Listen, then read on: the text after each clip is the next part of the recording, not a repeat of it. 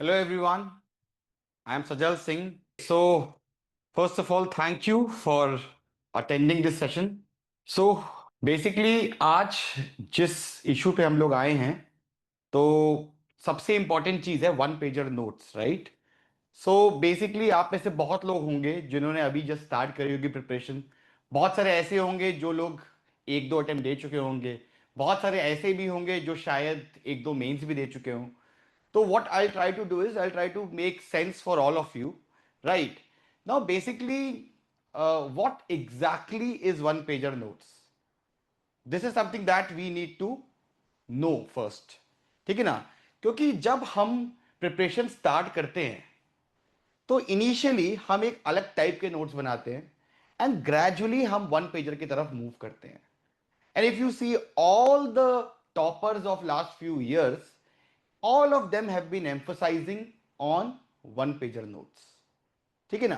तो इसलिए the idea is कि अगर आप अगले साल का अटेम्प्ट दे रहे हैं तो this is the right time when you need to make your one pager notes, because between prelims and mains बहुत कम टाइम रहता है, right? Similarly if you are appearing in 2027, you should know कि exactly आपको कैसे notes बनाने हैं 6 महीने 8 महीने बाद। ठीक है ना? So for all the aspirants who are giving the exam next year and next to next year, this session is important. In the end जो भी आपके डाउट्स होंगे I will also take some of your doubts also. ठीक है ना? तो basically आज हम ट्राई कर रहे हैं कि हम आपको पहले एग्जैक्टली बताएं what is one pager and then we apply the same techniques on certain topics from your syllabus कि एग्जैक्टली उनके नोट्स बनाने कैसे हैं। I will give you with your help, I will give you live demonstration कि exactly this is the kind of one pager notes that I expect from you। ठीक है?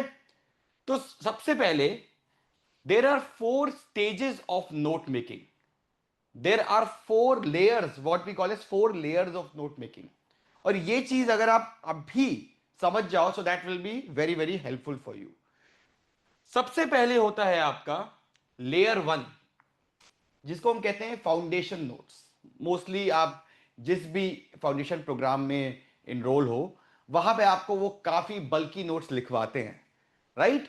And बहुत सारे एस्पिरेंट्स ये गलती कर देते हैं कि उनको लगता है कि these are the notes that are sufficient for them to crack the exam.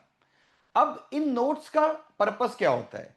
In notes का मेजर पर्पस होता है to provide you with knowledge and build your conceptual clarity, impart you knowledge and build conceptual clarity of you। that is why these notes are very bulky। अगर आप देखो ये सिर्फ पंचायती राज के notes हैं तो एक एक कमिटी जो है वो एक एक पेज पे है। ठीक है? ये टॉप इंस्टीट्यूट के नोट्स है किसी। ठीक है? या फिर आप देखो आर्टिकल 71, तो ये जो आपका इंपीचमेंट ऑफ प्रेसिडेंट है इसी में कम से कम 2 पेज के नोट्स हैं। ठीक है? या फिर आपका आर्टिकल 71, तो पूरा एग्जैक्टली जितनी इंफॉर्मेशन जरूरी है, right, for you to actually solve the prelims question, इन नोट्स में आपको मिल जाएगी। अब इन नोट्स के साथ प्रॉब्लम क्या है? First of all, these notes are not exam centric, they are information centric, right? They are knowledge centric, but they are not exam centric. ठीक है ना? और secondly, these notes are very bulky. अगर आप 600-700 page के notes अगर आपके पास हैं, do you think that you can revise them frequently? 600-700 page again and again you have to revise. It's impossible to revise these notes multiple times. ठीक है? Thirdly, इन नोट्स से आपको एग्जैक्टली मेन सेंट्रिक इंफॉर्मेशन निकालना is also a challenge, because ये so called pre cum net pre cum mains notes होते हैं, mostly focusing on prelims होते हैं। और मैं आज आपको मेंस का बताऊंगा, प्रीलिम्स का I will do it in the next session. ठीक है ना? तो आज हम सिर्फ मेंस की बात करेंगे, सिर्फ मेंस के नोट्स बनवाएंगे। ठीक है? क्योंकि सबसे डिफिकल्ट है मेंस के नोट्स बनाना। ठीक है ना? So that's why a lot of aspirants make this mistake कि उनको लगता है कि ये नोट्स उनके पास है, they are sufficient for the exam, और वो एक दो अटेम्प्ट अपने इन्हीं नोट्स के सहारे वेस्ट कर देते हैं, ठीक है। So these are the layer 1 और what we call as basic notes. उसके बाद आप आते हैं लेयर 2 ऑफ नोट मेकिंग पे, लेयर 2 नोट्स। अब ये जो नोट्स होते हैं ये टेक्निकली जो आपके इनरिचमेंट प्रोग्राम्स होते हैं, ये नोट्स आपको यहां मिलते हैं। जैसे सारथी का एमएमपी प्रोग्राम है, या कोई और किसी और इंस्टीट्यूट का कोई और इनरिचमेंट प्रोग्राम है। यूजली इनरिचमेंट प्रोग्राम जो होता है वो मेन स्पेसिफिक होता है, प्रीलिम स्पेसिफिक होता है। हम यहां पे बात कर रहे हैं मेन स्पेसिफिक प्रोग्राम की, ठीक है। तो जो इनरिचमेंट नोट्स होते हैं ये नोट्स लेयर 1 नोट्स से काफी ज्यादा अच्छे होते हैं। अच्छे इन दैट सेंस कि purpose is different, because layer 2 notes जो होते हैं वो टेक्निकली एग्जाम सेंट्रिक होते हैं और वहां पे क्लियरली सिग्रीगेटेड होते हैं कि भाई ये मेंस का टॉपिक है और ये मेंस की इंफॉर्मेशन है, right. Plus these notes are based on PYQ, so when you read these notes definitely it helps you in answer writing, ठीक है ना। लेकिन लेयर 2 नोट्स के साथ भी एक प्रॉब्लम ये होती है कि usually these notes are also bulky 150-200 page के नोट्स होते हैं, 200 पेज के आसपास के नोट्स होते हैं, ठीक है। प्लस इन नोट्स में प्रॉपर सेंटेंसिंग होती है, राइट। नोट्स, अगर हम नोट्स की बात करें तो नोट्स क्या होता है, नोट्स में only that thing which is very important that should be there. इन नोट्स में mostly it caters to most information और मोस्ट इंपॉर्टेंट इंफॉर्मेशन, लेकिन बहुत सारी अलाइड इंफॉर्मेशन भी रहती है जो शायद आपको एग्जैक्टली नोट्स में नहीं चाहिए, ठीक है। तो यहां पे भी आपकी एक वो प्रॉब्लम सॉल्व नहीं हो रही है कि मल्टीपल रिवीजन आपको करना है, ठीक है।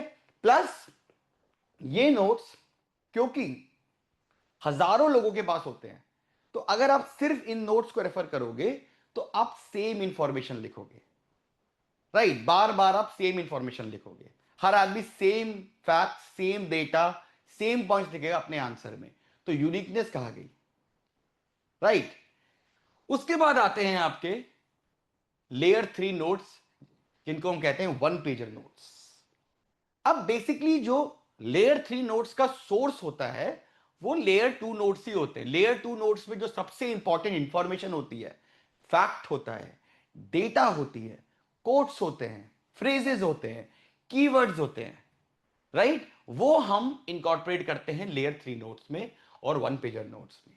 इसके अलावा एक्स्ट्रा इंफॉर्मेशन जो आपको लगता है कि शायद मैं यूनिकली लिख रहा हूं और कोई नहीं लिख रहा है, तो लेयर 3 नोट्स और जिसको हम कहते हैं वन पेजर नोट्स, उसका एग्जैक्टली पर्पस क्या होता है? उसका एग्जैक्टली पर्पस होता है कि आप आंसर लिख पाओ। That is the main purpose of one pager notes. One pager notes are like your those arms, those superior arms which will help you win this battle. And what is this battle? This battle is the UPSC exam. So the better one pager notes you have, the more unique one pager notes you have, there are better chances of performing in the exam. After mentoring 550 plus rankers, I can say that with lot of confidence that I have seen a direct correlation between the quality of one pager notes and the final outcome, which is the marks in the mains exam, right? Second purpose of one pager notes is कि one pager notes helps you in revising the subject multiple times, and this exam and this whole preparation is all about multiple revision. और multiple revision यहां possible है because यहां आपके 50-60 page में एक subject खत्म हो जाएगा आपका। प्लस जैसे आपने नोट्स बनाए हैं एग्जैक्टली अगर आप, मैं आपको एग्जांपल देखो, ये एंटी रिफ्लेक्शन है तो आपने कुछ 2-3 टाइप के इंट्रो दे दिए जो आप डायरेक्टली अपने आंसर्स में रेप्लिकेट कर सकते हो। फिर उसके बाद need, issues, what needs to be done, इसमें various committees, various ECI plus best practices, Supreme Court judgment, way forward and conclusion. तो ये सारी चीजें वन पेजर नोट्स ऐसे ऐसी हैं जो डायरेक्टली आप रेप्लिकेट कर सकते हो अपने आंसर्स में। अब आप लोग में से बहुत लोग बोलोगे कि सारथी IAS और बहुत सारे और इंस्टीट्यूट वन पेजर नोट्स देते हैं, बिल्कुल देते हैं और आप उसको बिल्कुल यूज करो, लेकिन मैं आपको एक बार फिर से वही बोलूंगा कि यूनिकनेस कहाँ आएगी? वो नोट्स तो हजारों लोगों को मिलेंगे, यूनिकनेस कहाँ आएगी, राइट? तो आप डेफिनेटली कोई भी वन पेजर नोट्स को ले सकते हो, but build up upon that, you get a superior content and build up upon that, ठीक है ना? वन पेजर नोट्स अगर आप 2026 की तैयारी कर रहे हैं, so this is the right time when you have to make one pager note. अगर आप 2027 की तैयारी कर रहे हैं तो आप, और you have just started preparation, तो आप 6 महीने रुक जाओ। अभी आप अगर वन पेजर नोट्स बनाओगे तो अल्टीमेटली आप गलत बनाओगे, क्योंकि वन पेजर नोट्स बनाने के लिए you need a level of maturity, ठीक है? इसके बाद आते हैं आपके फोर्थ लेयर ऑफ नोट्स, जिसको हम कहते हैं लास्ट मिनट रिवीजन नोट्स। यहां पे, और एक चीज मैं आपको बता दूं कि वन पेजर का मतलब ये नहीं है कि वो एक पेज में ही बनेंगे। बेसिकली हम ट्राई करेंगे कि जितना कम स्पेस यूज कर सकें हम, will not use big sentences, will just use the keywords. The idea is that maximum information can be incorporated in the page, right, और with limited amount of space, ठीक है? उसके बाद लास्ट आता है आपका फोर्थ लेयर ऑफ नोट्स। ये अभी हाल फिलहाल 2-3 सालों से स्टार्ट हुआ है, टॉपर्स भी इसको बना रहे हैं।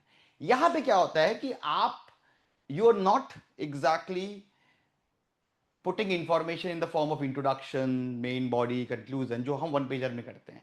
यहां पे आप हर एक टॉपिक से जो इंफॉर्मेशन आप भूल सकते हो, लेट्स से कुछ कुछ डेटा है, कुछ फैक्ट्स है, कुछ सुप्रीम कोर्ट जजमेंट्स हैं, कुछ कमिटीज हैं जो आप भूल सकते हो हर एक टॉपिक से, आप सिर्फ वो चीज डालते हो इसमें।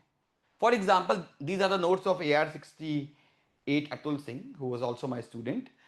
अब देखो, इसने डिफरेंटली एबल्ड पर्सन पे सिर्फ जो एग्जैक्टली डेटा है, सिर्फ डेटा है, इसने वो यहां पे लिखा है, डेटा लिखा है, और जो एक्ट्स है जो ये भूल सकता है। Similarly if you see transgender में भी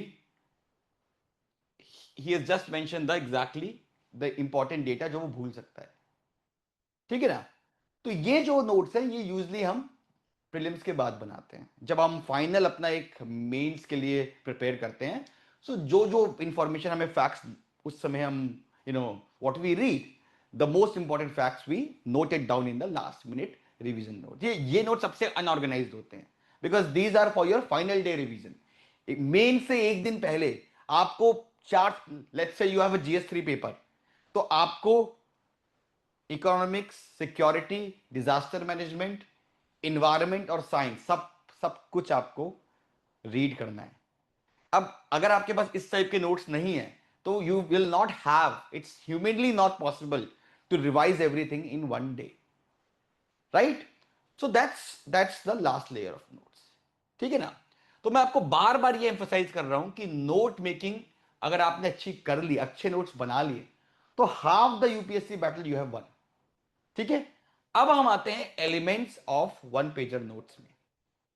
तो वन पेजर नोट्स में मोटा मोटा ये सारी चीजें होनी चाहिए: solid introduction and various types of introduction, right? 3-4 type के आप इंट्रोडक्शन कर सकते हो एक एक लाइन में, right?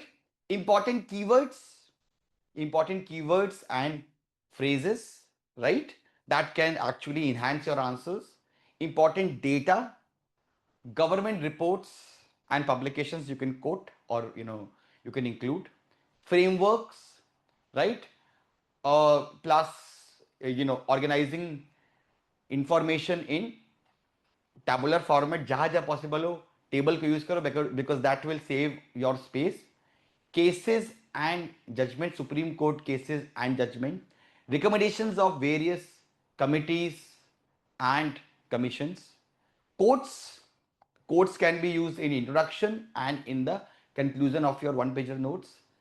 Reports and indexes, various reports and indexes. Then impactful conclusion, that is again very important. So 2-3 types of conclusion. Then if possible, diagrams, flowcharts, pie charts, graphs, all these can be maps, all these can be incorporated in your one pager notes. List of important case studies and best practices. Factual information. For example, if we are, let's say, making one pager notes on anti-defection, so we'll also explain the process, how anti-defection works, right? Achievements, and finally challenges. So these are the major elements of a one pager notes.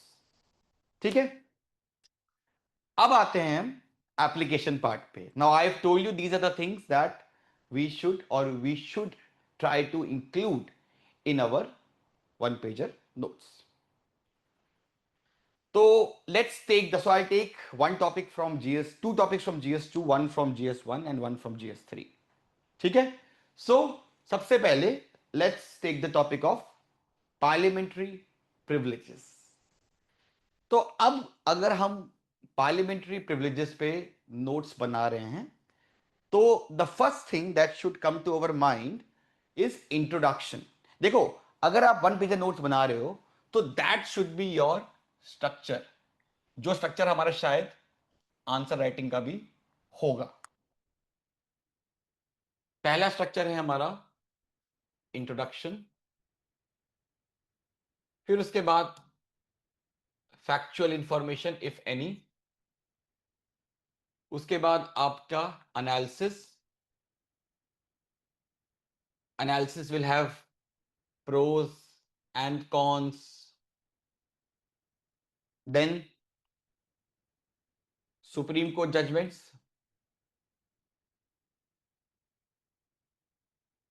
Best practices,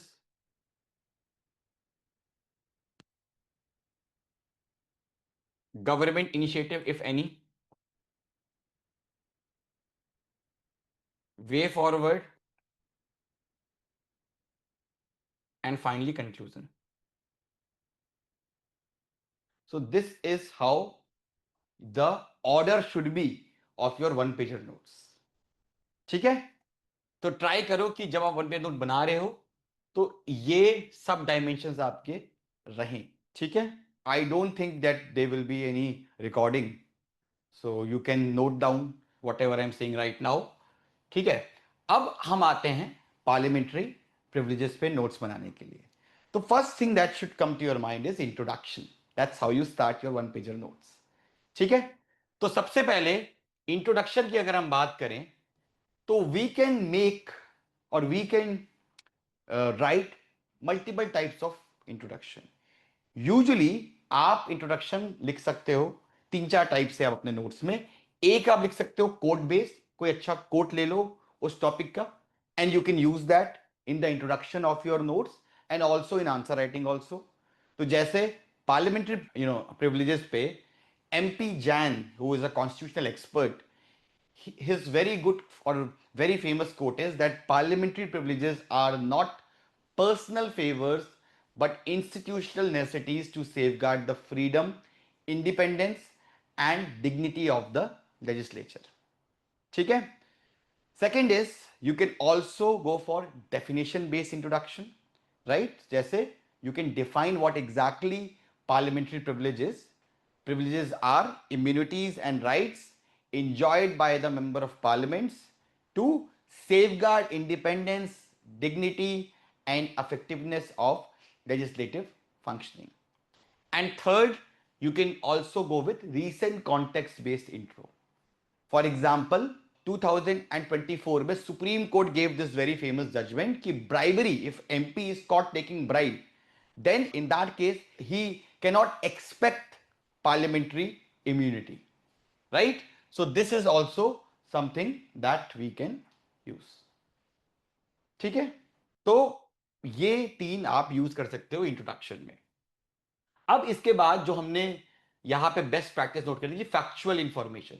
तो अगर कोई चीज constitutional है तो वहां पे आप क्या करोगे, after introduction you will write कि कॉन्स्टिट्यूशनल प्रोविजंस क्या हैं, कॉन्स्टिट्यूशनल और लीगल प्रोविजंस क्या हैं उस चीज के. जैसे अगर हम बात करें पार्लियामेंट्री प्रिविलेज के तो article 105, 123 and article 122 talks about parliamentary privileges. So next part हम क्या करेंगे इंट्रो में जल्दी से, जो कॉन्स्टिट्यूशनल प्रोविजंस हैं, article 105(1) which talks about freedom of speech in parliament, 105(2) which gives immunity from court proceedings for speeches and votes inside the parliament, article 105(3) which says that the powers, privileges and immunities जो हमारे MPs enjoy करते हैं वो same है compare to जो house of Commons में England में MPs enjoy करते हैं, जब तक पार्लियामेंट लॉ नहीं बनाएगा उस पर। And article 122 which talks about कि कोर्ट्स जो हैं हमारे, they can not inquire into the proceedings of the house, right? So this is the second part that we will include in our notes. Third part होगा factual part, which is what are the provisions related to parliamentary provisions in our statute.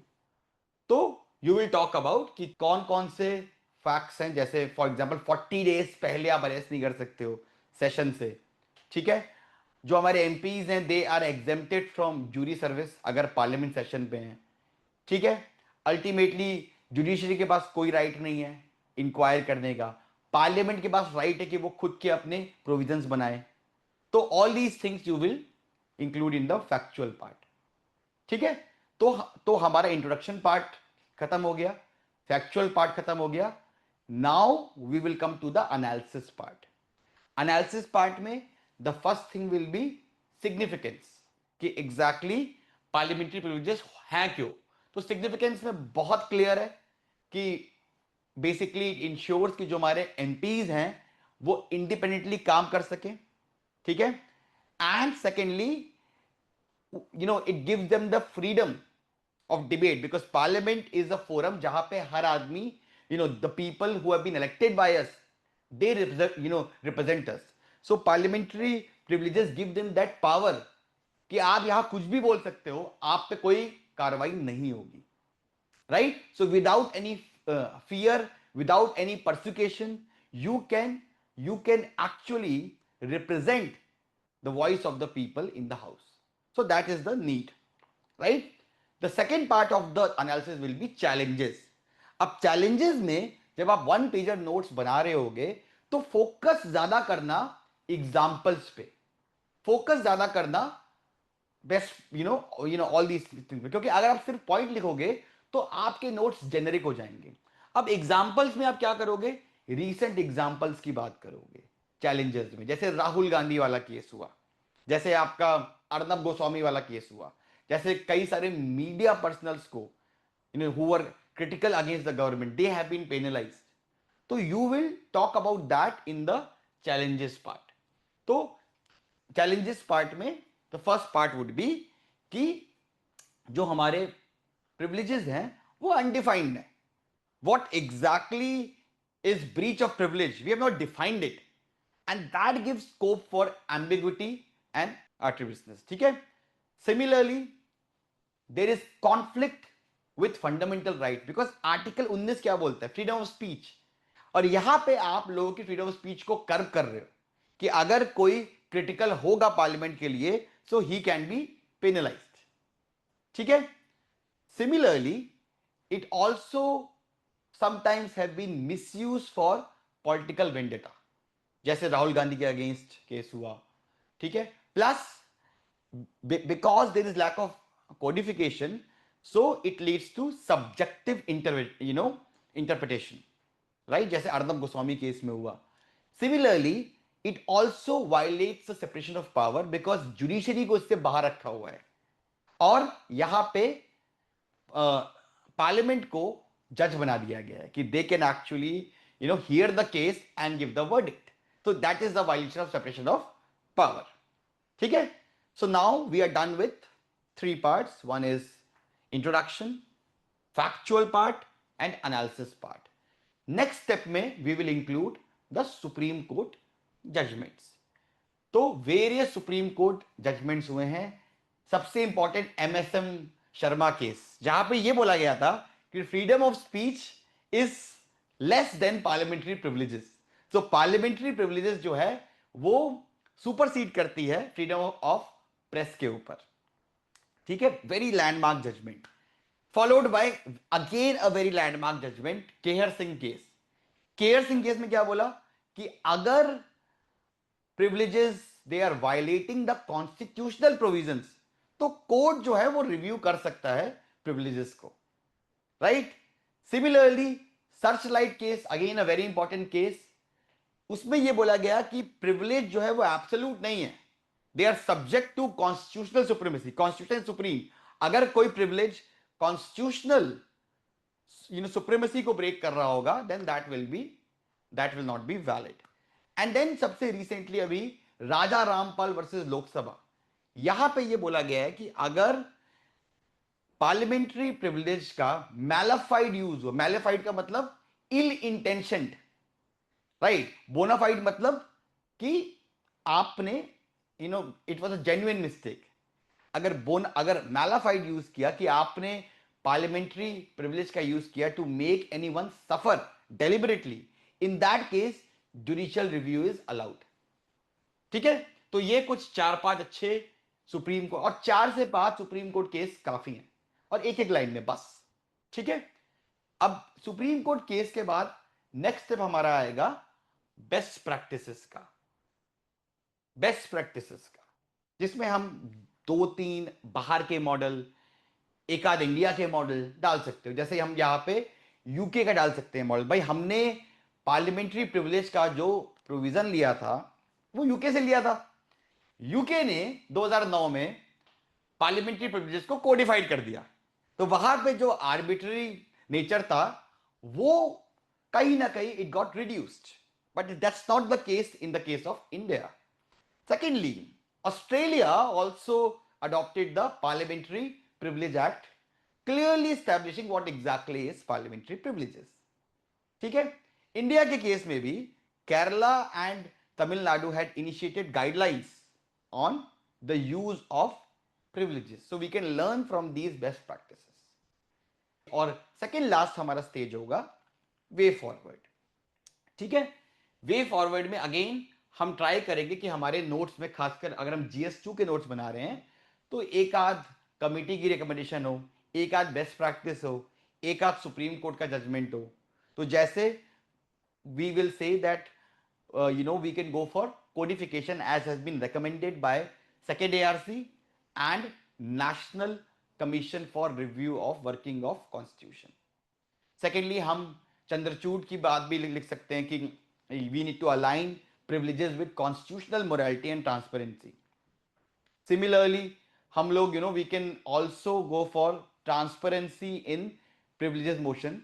तो यहाँ पे there should be public disclosure of reasons and evidence, कि अगर हम invoke कर रहे हैं तो क्यों कर रहे हैं, right? Similarly, we can use best practice from UK, जहां पे the use of privilege is very rare. उसके बाद हम आएंगे लास्ट में विच इज कंक्लूजन। अच्छा, वे फॉरवर्ड और कंक्लूजन में क्या डिफरेंस है? वे फॉरवर्ड में हम सजेशन दे रहे हैं रिफॉर्म का, कंक्लूजन में हम ये बता रहे हैं कि अगर हमने ये सजेशंस लिए तो हम क्या एग्जैक्टली अचीव करेंगे। तो जब आप अपने नोट्स में कंक्लूजन लिखो तो उसमें ये चीज माइंड में रखो कि कंक्लूजन का मतलब है कि हम क्या अचीव करने वाले हैं। ठीक है, तो यहां पे we can go for code based conclusion that privileges must serve the instruments of legislative integrity, not impunity. This is a very famous quote. या हम कंक्लूजन में गवर्नमेंट एजेंडा बेस्ड भी डाल सकते हैं कि हमें कोडिफाई करना पड़ेगा to uphold democratic accountability, constitutional supremacy and to achieve the goal of विश्वगुरु ऑफ ट्रांसपेरेंट गवर्नेंस। तो ये हमारा गोल है, वो हम कैसे अचीव करेंगे? अगर हम पार्लियामेंट्री प्रिविलेजेस को कोडिफाई कर देंगे। ठीक है, लेट्स, और उसके बाद, इसके बाद आपके पास अगर स्पेस बचती है छोटी मोटी, तो साइड में आप क्या कर सकते हो कि जो इंपॉर्टेंट कीवर्ड्स हैं जो आपके आंसर को 4 चांद लगा देंगे, उन कीवर्ड्स को आप छोटा सा बॉक्स बना के साइड में लिख सकते हो, राइट? जैसे पार्लियामेंट्री प्रिविलेज से रिलेटेड है तो एक अच्छा कीवर्ड है spirit of constitutional restraint, democratic immunity not impunity, या फिर यह है कि parliamentary privilege is not an instrument of impunity but an insurance for institutional autonomy, या फिर codification of privileges is essential to align institutional dignity with democratic transparency. तो ये सब अच्छे phrases हैं जो आप नोट कर सकते हो। Let's move to the second topic, of live application, ordinances in India. अब क्योंकि मैंने आपको एक बता दिया तो आई विल ऑल्सो एक्सपेक्ट यू कि आप भी हमें प्लीज थोड़ा गाइड करो, because if you will also be engaged you will also learn the art of note making. मैं आपको 4 टॉपिक्स बता रहा हूं, इसके बाद बाकी नोट्स आपको ही बनाने हैं. अब अगर हम बात करें ऑर्डिनेंसेस की, तो ऑर्डिनेंसेस में सबसे पहले सेम फॉर्मेट पे हम जाएंगे, बिकॉज ये भी GS2 का टॉपिक है, पॉलिटी का टॉपिक है, just like the first topic. तो सबसे पहले हम इंट्रोडक्शन पे जाएंगे. राइट, इंट्रोडक्शन में अगेन जैसा हमने लास्ट टाइम किया था कि हम 3-4 टाइप के इंट्रोडक्शन यूज कर सकते हैं. पहला टाइप हम यूज कर सकते हैं कोड बेस्ड. यहां पे हम जस्टिस PN भगवती का एक बड़ा फेमस कोट है कि ordinance is not a parallel source of legislation but an emergency provision to meet exceptional situations. ठीक है. सेकंड, हम कॉन्स्टिट्यूशनल प्रोविजन बेस्ड भी स्टार्ट कर सकते हैं. Article 123 and article 213 talks about this. Third, हम डेफिनेशन बेस्ड स्टार्ट कर सकते हैं कि it allows executive to legislate when parliament और state legislature is not in session. ठीक है. और चौथा, रीसेंट कॉन्टेक्स्ट बेस्ड. तो यहां पे आप क्या करोगे कि अगर ये न्यूज में था, जैसे recently farm law ordinance has been pass या फिर कोई और ऑर्डिनेंस अभी पास हुआ हो, तो उससे भी आप स्टार्ट कर सकते हो. तो that can also be there in the introduction. अब इसके बाद क्या आएगा आप बताओ मुझे. इंट्रोडक्शन के बाद नेक्स्ट स्टेप हम क्या लेंगे? What should be there in the notes, please आप बताइए. Factual information, provisions. Very good, very good. Now you are getting a point and I am hopeful that after the end of the session you will get a great idea about how to exactly go from here. ठीक है. तो इसके बाद हम factual information पे जाएंगे which is कि exactly ordinance making. अच्छा, यहां पे ना my suggestion to you is कि जब आप फैक्चुअल इंफॉर्मेशन लिख रहे हो तो डायग्राम वगैरह यूज करो, आपकी स्पेस बचेगी. फ्लो चार्ट यूज कर सकते हो, you can use circular diagram. तो इस टाइप से ट्राई करो कि फैक्चुअल इंफॉर्मेशन को आप ऐसे शो कर दो. सो ऑर्डिनेंस मेकिंग की जो फैक्चुअल प्रोविजंस हैं कि एग्जैक्टली 6 वीक्स के अंदर it has to be passed by the Parliament. Once the parliament is in session, it is subject to judicial review. It can be promulgated, it can be retrospective, right? So all these provisions हम यहाँ पे लिखेंगे. ठीक है. After the factual part we will come to the analysis part. Analysis part में सबसे पहले हम क्या लिखेंगे? Need. Very good, Neha. So we will talk about the need. Why do we exactly need ordinance, right? तो यहां पे again, और इसके बाद अगर आपके पास स्पेस बचती है तो आप इस तरीके से आप वो बना सकते हो, चार्ट बना सकते हो, ग्राफ बना सकते हो. तो ये आप जहां पे आप प्रोविजंस लिख रहे हो उसके साइड में ही आप ग्राफ बना सकते हो. छोटा सा एक साइड में आप ग्राफ बना दो कि exactly over the years number of ordinances कैसे इंक्रीज हो रहे हैं. राइट.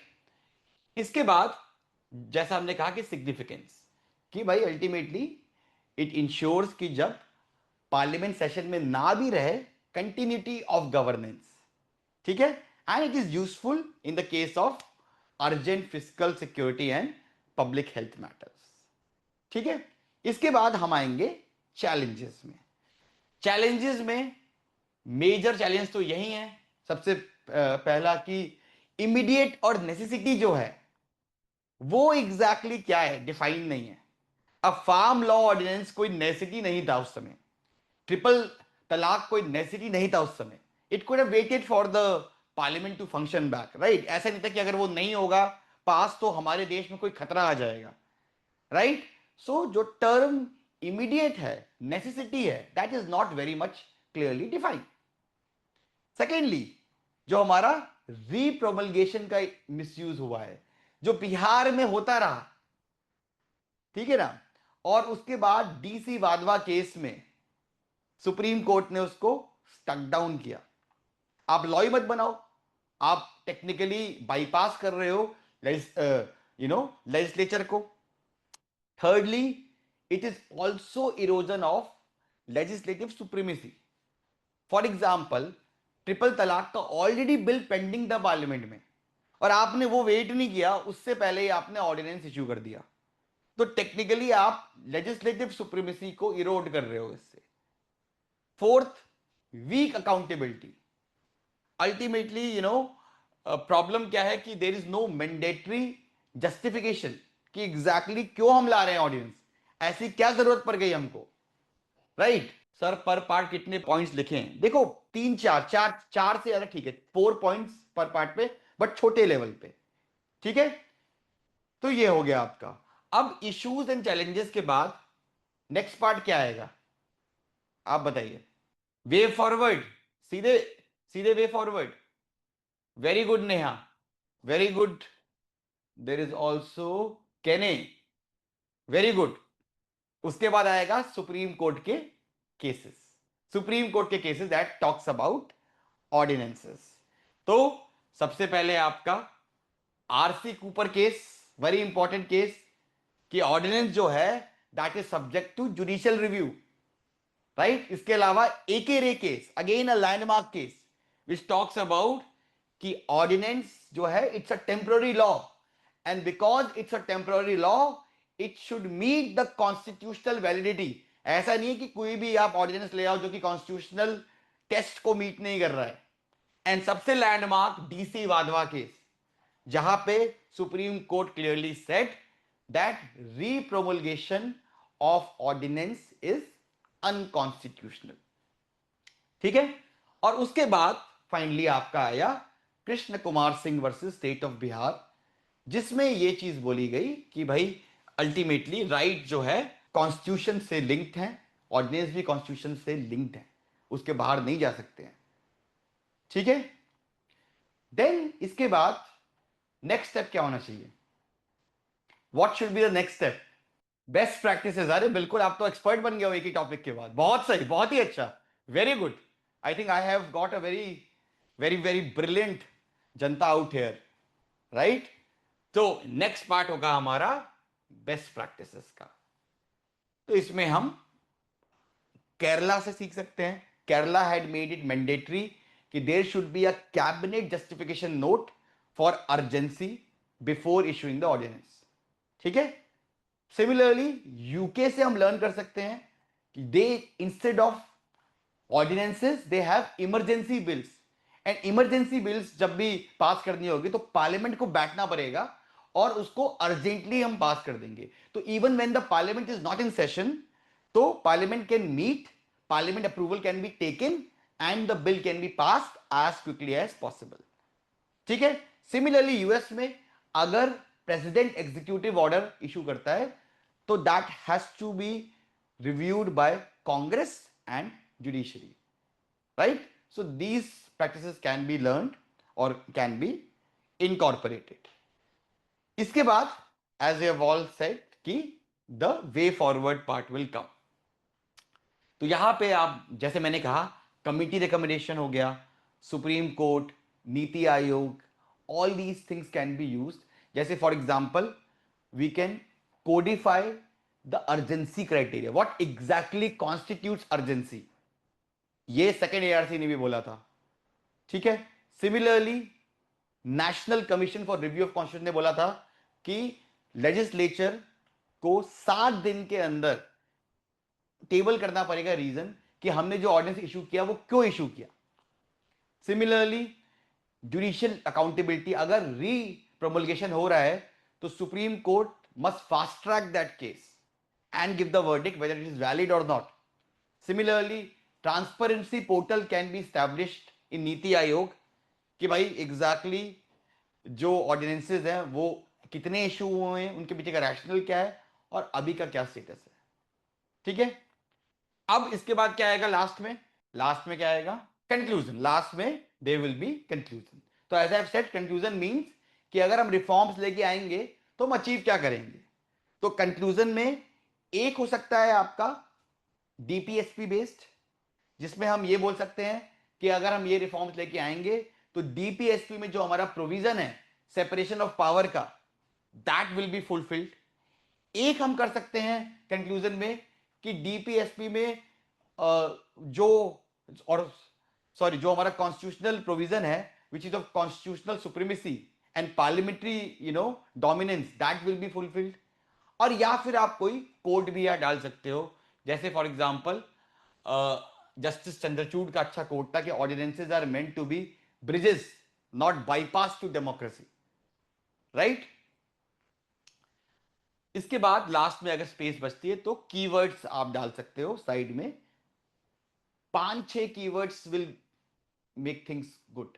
ओके, तो जैसे ये सब हो गया कि policy vacuum bridging instrument, you know peoples mandates supremacy ethos, ठीक है ना। तो इस टाइप से it should be a democratic exceptionalism, not executive substitution, ठीक है। नेक्स्ट आते हैं हम कम्युनलिज्म पे। कम्युनलिज्म पे, इस थीम पे हम आते हैं, ठीक है। तो ये आपका GS1 का टॉपिक है, ठीक है। तो सबसे पहले अगर हम बात करें कम्युनलिज्म की, तो what do you think should be the first thing that we should do? We should write the introduction, ठीक है। अब आप बताओ मेरे को कि communalism, because now we have discuss 2 types और 2 टॉपिक्स, कितने टाइप के इंट्रोडक्शन हम लिख सकते हैं कम्युनलिज्म के क्वेश्चन पे? Because I have got a very good audience now, तो I can definitely rely on you. क्या क्या हम इंट्रोडक्शन में किस किस टाइप से हम स्टार्ट कर सकते हैं, आप मेरे को ये बताओ।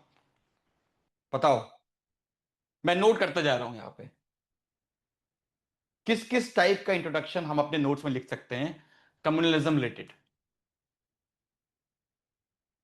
I am waiting. सबसे पहले जो सबसे कॉमन है that is definition based.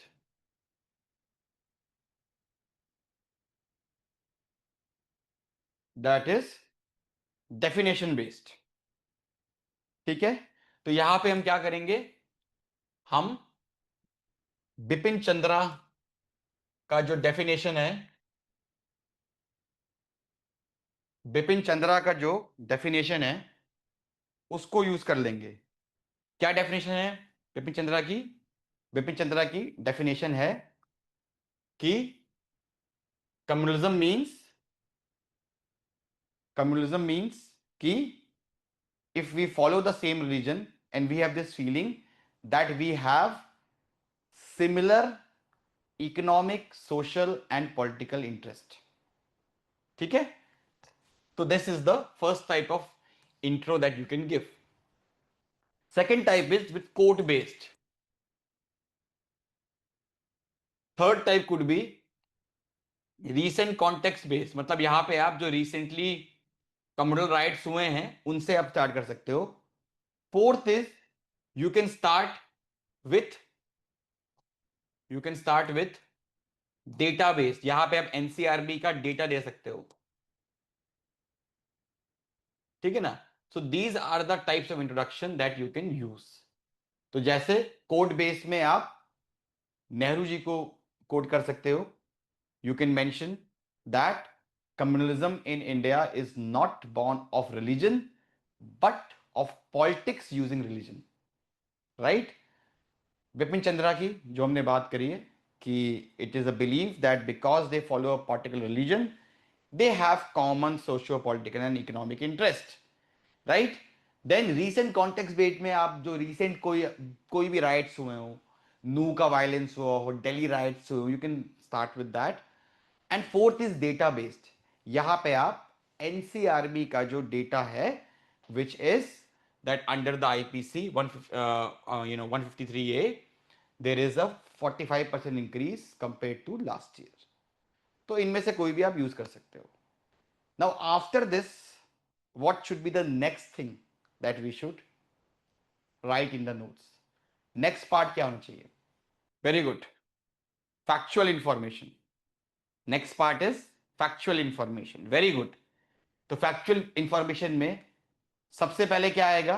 Factual information में सबसे पहले आएगा हमारा types. Exactly what exactly is communalism? जैसे हमने पहले किया था कि what exactly is parliamentary privileges? What exactly is ordinance? तो यहां पे भी ऐसे ही आएगा कि व्हाट एग्जैक्टली इज कम्युनलिज्म और टाइप्स ऑफ कम्युनलिज्म। ठीक है, तो वी कैन आइडेंटिफाई कि देयर आर, देखो ऐसे ही बनाओ, टेबल बनाओ छोटी सी, और ऐसे ही इतने ही वर्ड्स यूज करो, क्योंकि हम वन पेजर बना रहे हैं, हम कोई ब्रॉड डिटेल नोट्स नहीं बना रहे हैं। तो क्या करो, टाइप लिखो कि एग्जैक्टली टाइप ऑफ कम्युनलिज्म उसका क्या मतलब होता है, और एक एग्जांपल दे दो। जैसे सबसे पहले माइल्ड कम्युनलिज्म, तो यहां पे क्या होता है, we take cultural pride, we believe that our culture is the best, right, and we do the celebration of that pride. ठीक है। सेकेंड इज डिफेंसिव कम्युनलिज्म, जहां पे आपको लगता है कि दूसरे कम्युनिटी के इंटरेस्ट आपको डोमिनेट कर देंगे और आपके अंदर एक फियर एंड इनसिक्योरिटी आ जाती है। इसमें एक सबसे बड़ा एग्जांपल है बर्थ ऑफ मुस्लिम लीग, जहां पे इट वाज थॉट कि if we do not create organisation like this, Hindus will dominate अस।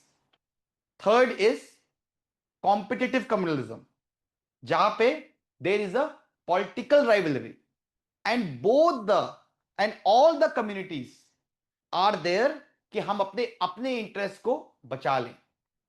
ठीक है, जैसे जो इतने सारे कम्युनल अवार्ड्स थे ड्यूरिंग द ब्रिटिश एरा, जहां पे हर कम्युनिटी ये बोली थी कि हमको ज्यादा शेयर मिलना चाहिए, राइट। चौथा is aggressive communalism, which is dominance and और which is based by dominance and violence, जो जैसा पार्टीशन ऑफ इंडिया के टाइम पे हुआ, right. Fifth is secessionist communalism, which means कि because we have a different idea, so we want to create a separate country, जैसा आपका खालिस्तान वाला movement हुआ, कश्मीर वाला मूवमेंट हुआ, राइट। यहां पे you show separatist tendencies. And last is socio economic communalism, जो रिसेंटली न्यूज में आ रहा है कि भाई बॉयकॉट कर दो, राइट, उनसे हम खरीदेंगे नहीं, ठीक है ना, उनके वर्कर्स हम हटा देंगे। So that is the new form of communalism that we are seeing. तो आप यहां पे टाइप्स लिखोगे, ठीक है। इसके बाद आप आओगे एनालिसिस पार्ट में। अब ये टॉपिक की एनालिसिस थोड़ी डिफरेंट होगी GS2 से, क्योंकि यहां पे हम प्रोज एंड कॉन्स पे नहीं जाएंगे, बिकॉज यू कैनॉट डिफेंड कि communalism is the right thing, it's a negative concept, right. तो आप यहां पे ये नहीं लिखोगे कि कम्युनलिज्म का सिग्निफिकेंस क्या है या प्रो क्या है। Communalism is a negative concept, so you will not talk about, you will not talk positively about it. यहां पे जो हम एनालिसिस करेंगे, एनालिसिस में हम करेंगे कॉजेस और इंपैक्ट, ठीक है। यहां पे हम करेंगे कॉजेस और इंपैक्ट, ठीक है। तो कॉजेस और इंपैक्ट में जहां पे आप कोई भी नोट्स बना रहे हो किसी भी टॉपिक पे, जहां पे कॉजेस और इंपैक्ट आप नोट्स में लिखोगे, वहां ट्राई किया करो कि पेस्टल अप्रोच से जाओ, पेस्टल अप्रोच या GS अप्रोच, कि हिस्टोरिकल कॉजेस क्या हैं, पॉलिटिकल कॉजेस क्या हैं, इकोनॉमिक कॉजेस क्या हैं, सोशल कॉजेस क्या हैं, ठीक है, टेक्नोलॉजिकल कॉजेस क्या हैं, एडमिनिस्ट्रेटिव कॉजेस क्या हैं, एक्सटर्नल कॉजेस क्या हैं। तो वहां पे आप वैसे सोचो और वैसे ही अपने नोट्स में लिखो, ठीक है। तो जहां पे हम कॉजेस में आएंगे, so these are the causes of communalism, बिल्कुल ऐसे ही करना है, इतनी इंफॉर्मेशन रहेगी, क्योंकि आप वन पेजर नोट्स बना रहे हो। हिस्टोरिकल कॉज क्या है, जो policy of divide and rule, और उसका एग्जैक्टली एग्जाम्पल क्या हुआ, partition of India. Political, vote bank politics, Ayodhya mobilisation. Socio economic, because there are certain communities who are backward compared to others, so they share a sense of grievance, and that is highlighted by Sachar committee report about the conditions of Muslims. Fourth is cultural, यहां पे हम cause इसका है religious orthodoxy, जैसे तबलीगी जमात वाला हुआ था 2020 में। Fifth is technological, social media से हम हेट स्प्रेड करते हैं easily against the other community, जैसे मणिपुर में हुआ। देन एडमिनिस्ट्रेटिव, वीक इंफोर्समेंट, जैसा कि रंगनाथ मिश्रा कमेटी ने हाईलाइट किया था 1992 राइट्स के केस में, कि administration was lapsed, administration was biased. Then external, तो यहां पे हम क्रॉस बॉर्डर इन्फ्लुएंस की बात कर सकते हैं, जैसे recruitment of ISIS members in Kerala, right. तो ये हो गए हमारे कॉजेज। इसके बाद नेक्स्ट होएगा हमारा एनालिसिस पार्ट में कॉन्सिक्वेंस। तो कॉन्सिक्वेंस में again economic, political, social, international, cultural और एडमिनिस्ट्रेटिव। इकोनॉमिक में वही होगा बिजनेस लॉस। जैसे मुजफ्फरनगर राइट्स के बाद से, because the business in that area was very much interconnected Hindus और मुस्लिम्स के बीच, तो राइट्स हुए, तो वहां की जो प्रोडक्शन साइकिल थी, मार्केट थी, बहुत इंपैक्ट पड़ा। दिल्ली राइट्स में लोग कहते हैं कि 20,000 करोड़ का लॉस हुआ, right. Second is political, it leads to ultimately what we call as you know communalization of politics, and that also leads to what we call as the term, ठीक है ना। तो यहाँ पे आप पोलराइजेशन हो जाता है, so that can be seen from less representation of Muslims in the Indian Parliament over last 3 decades. Social में it destroys the social fabric, loss of harmony, loss of Ganga Jamni Tehzeeb, that can be seen in Muzaffarnagar, Delhi. Then international also, it leads to damaged image of India, as can be seen from the US report, US CIF report, where India's ranking has been reduced. Then cultural ghettoization, right, as can be seen from Ahmedabad, right. Then administrative also, right, कि there is weak policing, there is delayed justice, जैसा हमने 1984 के case में देखा, ठीक है। So after this analysis part, we will come to the next part. Next part क्या होगा आप बताओ।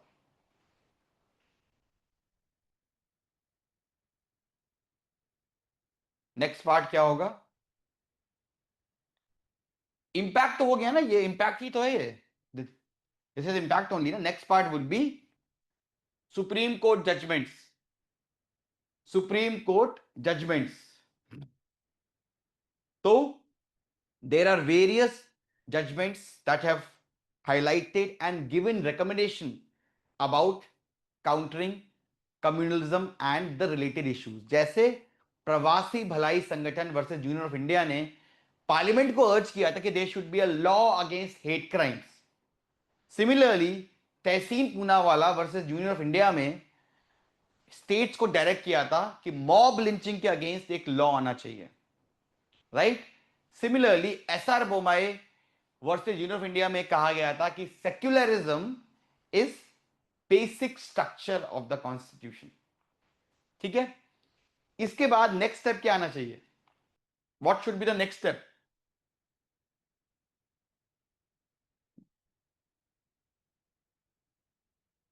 चैलेंजेस तो हो ही गए हमारे। इसके बाद आना चाहिए हमारी best practice. Very good, somebody said best practices, very good Manasvi, best practices. So next step would be the best practices, so we can have Singapore model, because Singapore, as you know, has three main communities: the Chinese, the Indian and the Malay, and they have a racial harmony day, right. So that can be learned from there. Then Kerala model, because Kerala may you have you have mixed housing societies.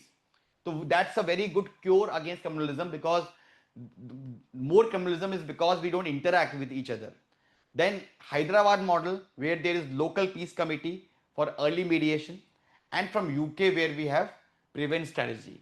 And finally we will have the way forward or the suggestions. यहाँ पे हम various best practice, जैसे communal violence bill जो कि Malimath committee ने कहा था, that can be mention there. Then you can talk about कि वी कैन गो फॉर जो हमारी एजुकेशन है उसमें वी नीड मोर रिफॉर्म, और कॉन्स्टिट्यूशनल वैल्यूज, एक भारत श्रेष्ठ भारत जैसे modules should be incorporated. Then we can also go for use of mohalla committees जैसा Mumbai model है ये। Then we can also go for electoral reforms. RPA Act can be made more stringent, and any use of communalism in during election should be prosecuted. Then judicial oversight, fast track करो communal hate crimes को. And finally follow the Supreme Court directive, which is तहसीन पूना वाला case में थी. ठीक है, अब आएंगे हम कंक्लूजन पे. कंक्लूजन में एज वी हैव सेड कि क्या अचीव करेंगे हम. तो हम क्या अचीव करेंगे यहां पे, you can go for DPSP based conclusion, you can go for fundamental rights based conclusion, you can go for fundamental duties based conclusion, and you can go for government agenda based conclusion. तो government agenda में आपकी दो चीजें आएंगी. क्या आएगा? सबका साथ, सबका विश्वास और सबका प्रयास, और एक भारत और श्रेष्ठ भारत. डीपीएसपी और फंडामेंटल ड्यूटीज में क्या आएगा? Article 51, right? आर्टिकल 51 जो हमारा कम्युनल हार्मनी वाला है. ठीक है, so that can be used here. ठीक है, and also lastly code based. यहां पे आप महात्मा गांधी का quote, true secularism is not the negation of religion but equal respect for all religions, that can be used here. ठीक है, चलो अब आते हैं, और ये कुछ अच्छे कीवर्ड्स आप यूज कर सकते हो. गंगा जमनी तहजीब, फ्रॉम प्लूरलिज्म टू पोलराइजेशन. ठीक है ना, politics of polarisation, synthetic heritage. चलो लास्ट पे आते हैं हम इकोनॉमिक्स पे, GS3 पीडीएस. तो पीडीएस में इंट्रोडक्शन कितने टाइप का हो सकता है आप बताइए. Zeba, yes, we can write quotes in both introduction and conclusion because you are making notes. You are not writing answer. But if you are writing answer, ensure that you use quote only either in introduction or in conclusion. It should not be used in both intro and conclusion. ठीक है, चलिए PDS का बताइए. How many types of introduction we can use here in the notes? Definition, data, facts. Very good. So, definition,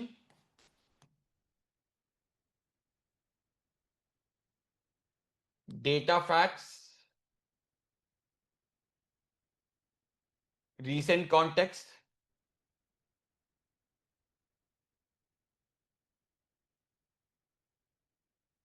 committees को हम आगे use करेंगे.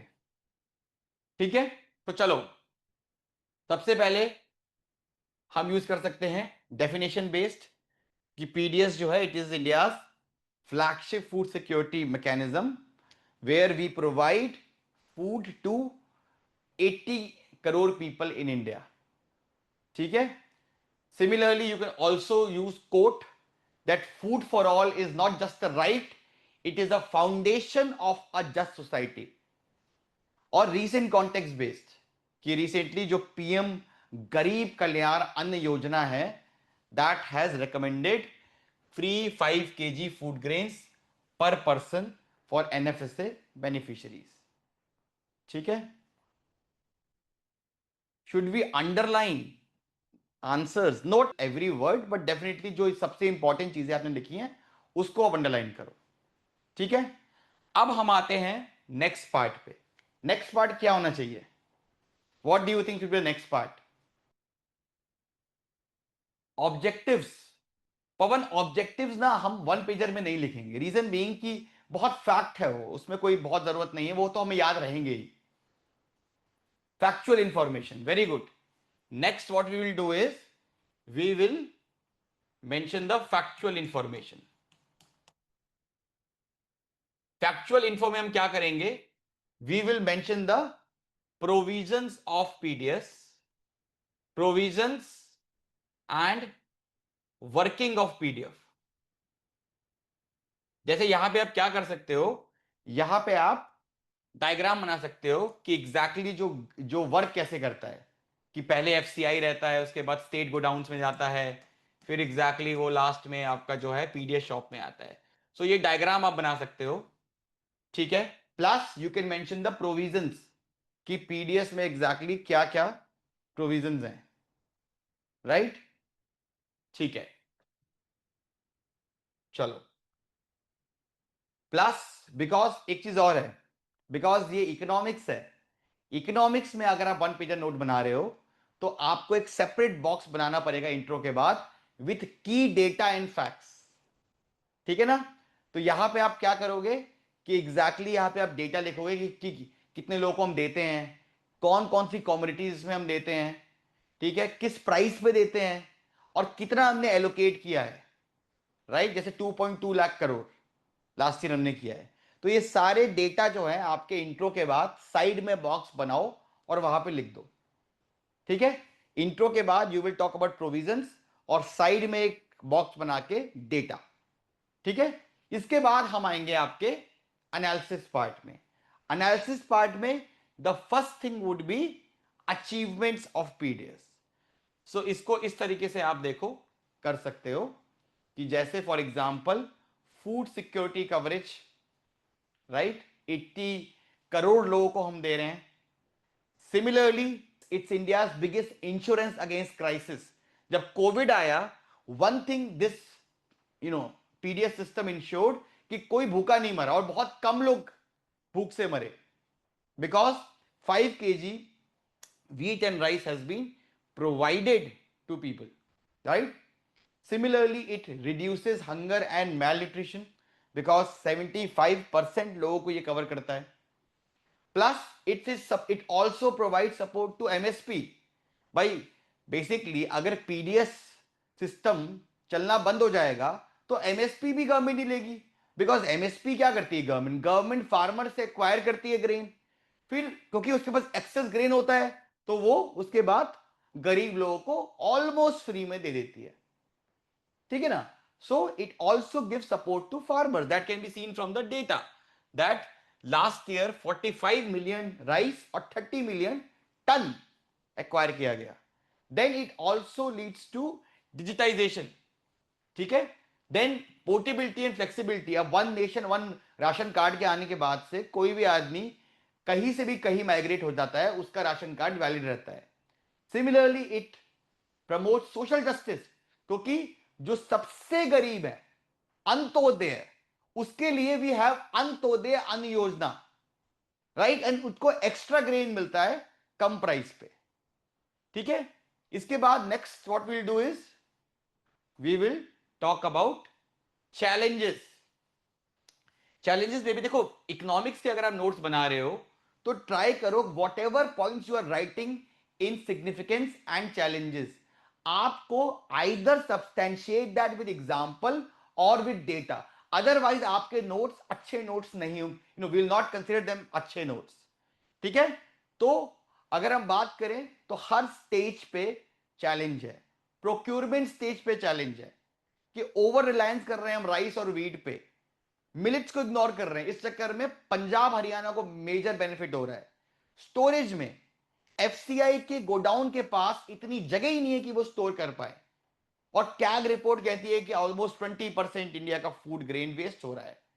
Distribution stage पे लीकेज हो रहा है, 21% हो गया है, बट अभी भी 21% है लीकेज, एनसीसो की रिपोर्ट है। टारगेटिंग स्टेज पे, बिकॉज हमारी एसईसीसी का जो सेंसस है 2011 में हुआ था, तो because of that there are inclusion and exclusion errors. Nutrition stage पे फोकस क्या है हमारा, सीरियल्स पे, पल्सेस को, ऑयल को हम निग्लेक्ट करते हैं। ठीक है, देन टेक्नोलॉजी गैप से अभी आपने न्यूज में सुना होगा, झारखंड और उड़ीसा में एक आदमी मर गया बिकॉज उसका बायोमेट्रिक फेल हो गया and he was not given the grade, right. तो 6-7 अच्छे पॉइंट्स लिख लो, that will be all.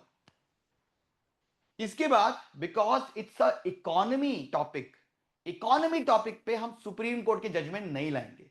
Supreme Court के जजमेंट हमारे आएंगे पॉलिटी, मोस्टली पॉलिटी, गवर्नेंस और सोसाइटी एंड सोशल जस्टिस, इनमें आएंगे हमारे।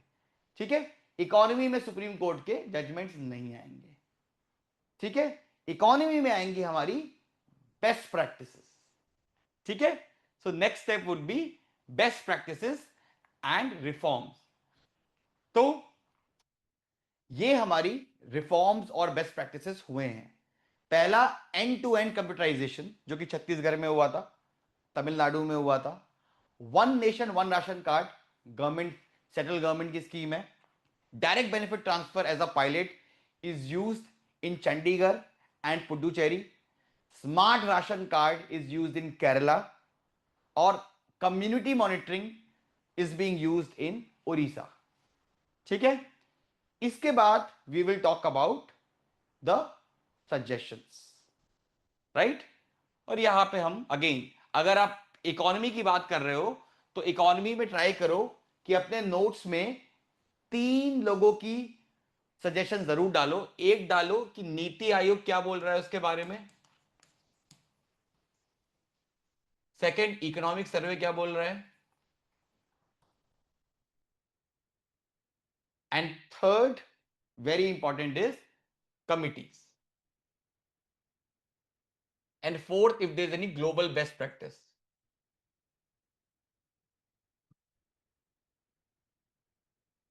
ठीक है.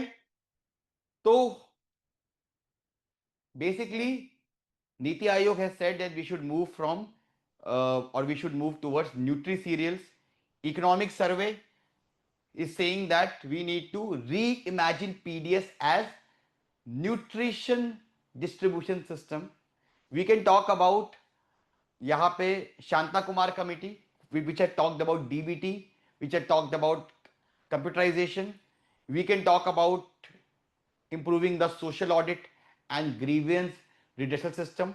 We can talk about integrating it with other schemes. पोषण हो गया, ICDS हो गया. एंड फाइनली हम आएंगे आपका कंक्लूजन पे, which is you can either go with DPSP based Article 46, which talks about improving the nutrition. You can talk about, or you can conclude with government agenda, कि इससे जो है हमारा पोषण युक्त विकसित भारत बनेगा, सबका साथ सबका विकास होगा. जीरो हंगर का जो हमारा गोल है 2030 का, उससे आप एंड कर सकते हो. ठीक है ना. तो ये कुछ टॉपिक्स थे जो मैंने आपको बताए. और जो हमारे प्रोग्राम्स हैं, the programme that I am leading, which is Nitya Pragati 1-to-1 mentorship और मेन टेस्ट सीरीज, दोनों में हमारा फोकस रहता है कि हम आपके नोट टेकिंग कराए. सो 2027 की जो लोग तैयारी कर रहे हैं, we have launch the first batch, जिसमें हम ऑलमोस्ट 40 सेशंस मेरे होंगे, जिसमें से 10 सेशन कम से कम नोट टेकिंग पे होंगे, प्लस 1-to-1 मेंटरशिप रहेगी. सारा आपको कंटेंट मिलेगा, डेली आंसर राइटिंग कराएंगे, mains test series, prelims test series, current affairs we will provide you.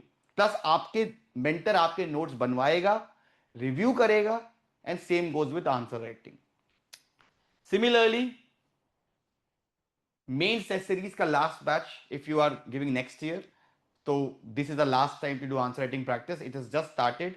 The first test is on 26th, and if you have time, ये 3 महीने में आप आंसर राइटिंग एक्सपर्ट बन सकते हो, नोट पिकिंग एक्सपर्ट बनते हो. इसमें भी मेरे 20 लेक्चर्स हैं आंसर राइटिंग पे, जहां पे I make you expert of answer writing. And finally, the last batch of Nitya Pragati 2026. If you feel that at this level of your preparation, you need a expert mentor जो आपको यहां से next level पे guide कर सके, next 3 महीने में आपको मेंस रेडी कर सके, आपके नोट्स तैयार करवा सके, आंसर राइटिंग एक्सपर्ट बना सके, so you can go for this batch also. इसमें भी मेरे 30 सेशंस होंगे मेंटरशिप के, ग्रुप मेंटरशिप के, ऑफलाइन एंड ऑनलाइन. ठीक है. Now I take few of your questions. ये बोथ इंग्लिश मीडियम के लिए भी है और हिंदी मीडियम के लिए भी है. निधि, नेक्स्ट वीक होगा मेरा सेशन, नेक्स्ट वीक सेशन होगा. अभी आप स्टार्ट कर रहे हैं तो अभी नेक्स्ट वीक मेरा सेशन होगा. अच्छा, फॉर एवरी सब्जेक्ट ट्राई करो कि 40 से 50 पेज में आप कंपाइल कर दो. ठीक है. ऑप्शनल, सौरभ, ऑप्शनल में भी ऐसे ही नोट्स बनाने हैं, फॉर्मेट सेम रहेगा. और अगर आप 26 की तैयारी कर रहे हो तो प्लीज ये 3 महीने में नोट्स को बना लो. 27 ही कर रहे हो तो आपको बाय अक्टूबर नवंबर नेक्स्ट ईयर इस टाइप के नोट्स रेडी करने पड़ेंगे. प्रियदर्शिनी, बैच 6 में वैसे भी डेली आंसर राइटिंग है, so that's fine. Yes Neha, दो रिवीजन के बाद आप इन नोट्स को बना सकते हो. ज़ेबा, आई वुड सजेस्ट कि एक बार पूरा सिलेबस अच्छे से कर लो, उसके बाद इन नोट्स को बनाना.